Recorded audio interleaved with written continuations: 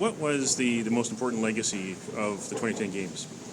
I think the spirit that Vancouver demonstrated to themselves, citizens, but also to the rest of the world, that our fans, the residents and so on just really stepped up to the plate and made this a fun experience for anybody that watched or attended the games.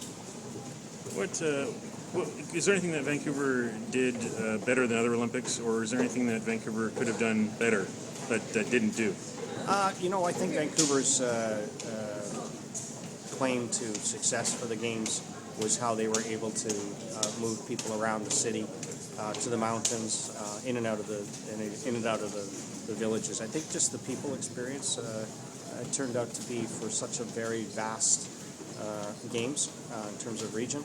I think it was a success, and I think that's where one of the main benefits that the games demonstrated to everybody. Did it meet your expectations? You were involved very, very early on during the bid. Absolutely. I was confident that the games would be judged on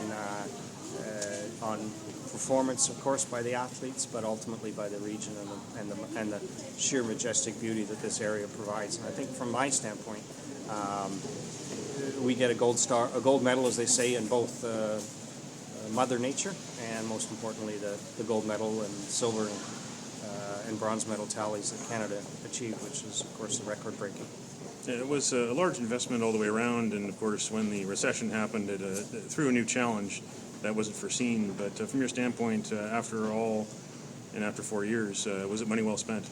Without question. I think one of the greatest misnomers in the community and then through the public is that these investments are made and assessed and judged, whatever they might be, over an 18-day period, when in fact these are legacies for decades, whether it's a stadium, whether it's the transit to the airport, whether it's the road to Whistler, all of these venues that are, there's no white elephants, as they say, and I think ultimately Vancouver showed that you can host the Olympics. You can host the Olympics by creating venues that have real long-term use and take advantage of the venues that are already here. Now, we talked about the biggest legacy, but what would be the biggest lesson that Vancouver learned? That it can host the world. It can host, thousands and thousands of people when it comes to spectator sports. And I think in the world stage, it showed that the city is essentially deservingly so on the world stage. Would you have any advice for Russians for Sochi? Well, my understanding and my expectation is that Russian games will be more or less catered to the Russians from the standpoint of a spectator. The world is not going as they did here, so sadly I think that their legacy will be viewed by television. So I'm hopeful that experience itself will be terrific.